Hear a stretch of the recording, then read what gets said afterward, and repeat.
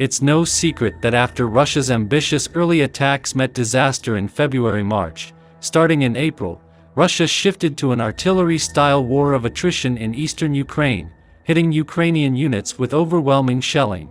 Wadling notes, the generally mediocre performance of the Russian ground forces is increasingly offset by their use of massed artillery fire to aid a slow and methodical advance. The constant bombardment gradually displaced the local population and leveled the settlements and infrastructure that were being defended, forcing the Ukrainian military to leave the territory after it had been devastated. Massive bombardments gradually drove Ukrainian forces out of the symbolically important cities of Severodonetsk and Lysychansk by the end of June, making it impossible for Ukrainian forces to be concentrated with sufficient speed and numbers for an effective counterattack. Even more ominously, Wadling estimates that Ukrainian personnel losses may now be approaching parity with Russians. On the positive side, Ukrainian units have repeatedly evaded encirclement and destruction, part of Moscow's original goals in the Donbass, by timely and relatively orderly withdrawals, and have effectively gained ground around Kherson in southern Ukraine. Russian artillery has a firepower advantage of more than 3:1. Russia doesn't really have a huge numerical advantage in combat forces over Ukraine, because it's not fully mobilized, but it does have a lot more artillery and generates a lot more artillery fire. According to the report, Russian howitzers use an average of 20,000 rounds a day, compared to 6,000 fired by Ukraine. The ratio of launches of rocket artillery and ballistic missiles is even worse. And Ukraine still runs the risk of running out of its Soviet standard 152mm rounds even faster than Russia. Russian artillery remains more centralized than expected. The Russian military was thought to have decentralized much of the artillery into its key tactical unit, the Tank or Infantry Battalion Tactical Group, BTG, which was thought to have integrated a powerful, and theoretically more responsive, addition of 1 to 3 artillery batteries. But according to the study, BTGs in practice often have only a modest number of mortars and older howitzers. Instead, brigade and divisional command echelons zealously maintain control of more modern artillery assets in centralized artillery task forces. In addition, the artillery in the BTG was saddled with a shockingly poor communication architecture, forcing units to check fire missions with unencrypted civilian cell phones, resulting in a heavy-handed kill chain. The result, according to the report, Russian artillery operated largely independently of its maneuver elements rather than in direct support of its maneuver elements, i.e. tanks and infantry, with supporting fire missions having long delays. Until 2022, the Russian military was believed to have developed a Western-style reconnaissance and fire complex where advanced surveillance drones, especially the Orlan-10 reconnaissance drones, could deliver accurate and timely strikes, aided by digital fire/combat control systems. This was not apparent in the early days of the war due to hasty military preparations, but it has since become clear that Russia can sometimes implement this doctrine and deliver deadly precision strikes.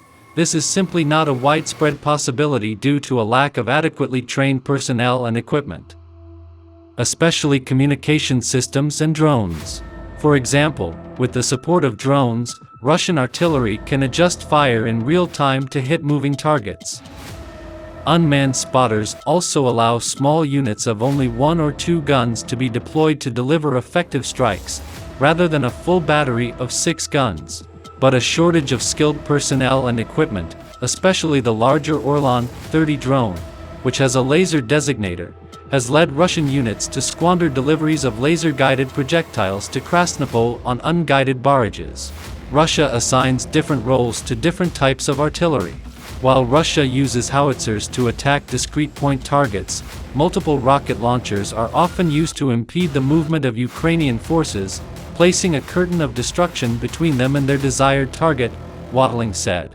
Counter-battery attacks targeting Ukrainian artillery, as well as Ukrainian drone operators, are the prerogative of Tochka-U ballistic missiles and the longest-range Russian guns controlled at the divisional level, 2 A-65 Msta and 2 A-36 Hyacinth towed howitzers, Their self-propelled variants 2S-19 and 2S-5 and 203mm self-propelled howitzer 2S-7M, Malka.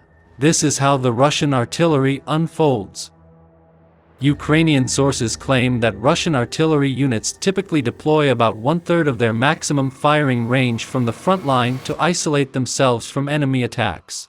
Wadling writes that mortars are mainly located 1.5 kilometers, 1 mile, back from the front line of own troops, artillery tactical groups subordinate to brigades 8 kilometers, 5 miles, back, and artillery tactical groups armed with systems longer range, designed for deep fires 10 to 15 kilometers, 6 to 9 miles, back. Howitzer units typically deploy in the 100x300m area, with 20-40m between guns. Instead, rocket launchers use line formation, with up to 150 meters separating each launcher. The report also describes Russian units deploying dummy artillery batteries of mostly damaged/destroyed guns to distract and absorb Ukrainian strikes. The Russian counter-battery game is slow, except when assisted by drones. Counter-battery artillery seeks to destroy enemy artillery by using radar and acoustic sensors to track incoming projectile fire to its point of origin. The sooner this can be achieved, the more likely it is that counter-battery fire will overtake the attacking battery before it can move. But according to Wadling and Reynolds, a Russian counter-battery takes a long time, typically 30 minutes on average, to initiate a counter-battery strike. That's more than enough time for even the towed artillery to open fire, hitch onto the trucks, and pull the damn Dodge out. But when combined with a spotting drone, Russian guns can carry out accurate counter-battery strikes in just 3 to 5 minutes. Only Ukraine's most advanced Western-supplied mobile artillery systems can fire fast enough to avoid this. As a result, Ukrainian artillery batteries regularly deploy man-portable air defense missiles, preferably optically guided Starstreak/Marlet missiles, to shoot down drones. Wadling notes that Russia has used Tochka-U ballistic missiles surprisingly extensively and even wastefully in counter-battery strikes, noting an incident in which 3 of these powerful but inaccurate weapons were fired at a single Ukrainian M109 Paladin self-propelled howitzer, causing only light damage. Russian artillery does not fire. While the report notes that Ukrainian units can consistently evade Russian counter-battery fire, at least when the drones are not around, Russian artillery crews have largely not moved since firing, only moving after being attacked. Those take the fire and then get bored. Ukrainian sources also claim that Russian howitzer crews, when under fire, usually abandon their guns to find cover, even if they are mounted on a vehicle. The supply of ammunition is the heel of the Russian Achille. Russia's use of artillery may not be elegant by Western standards, but it still plays a dominant role in facilitating the capture of key targets and inflicting unbearable casualties. How to deal with such a widely destructive, albeit clumsy, behemoth? Wadling claims that the key is to starve the beast, i.e., the logistical burden of transporting and stockpiling massive amounts of shells, allowing Russia to continue maneuvering fire. This is because Moscow's ground forces are infamously dependent on rail logistics to supply forces compared to Western armies, lacking adequate trucks and modern equipment to lift loads on pallets. Wadling writes, ammunition depots at the divisional and brigade level are large, distinct, difficult to conceal or defend, and are slow to move. Given the disparity in guns and the shortage of Russian precision fires, the quickest way to level the playing field is to allow Ukraine to strike at Russian artillery logistics. While the report argues that Ukraine failed to systematically exploit this weakness, that may have changed given the stunning succession of pinpoint attacks on Russian ammunition depots deep behind the front lines in July. This was made possible by Ukraine's use of Western-supplied HIMARS and M270 rocket-propelled artillery systems, which can accurately attack targets nearly 50 miles away with GPS-guided missiles.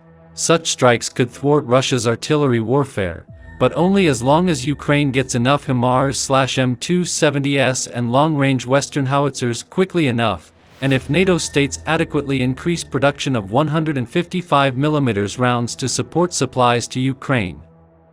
He also advocates that the West streamline the number of artillery types supplied to Ukraine to ease the resulting logistical nightmare for the Ukrainian military, but this is unlikely to happen given the distributed nature of Western aid to Ukraine.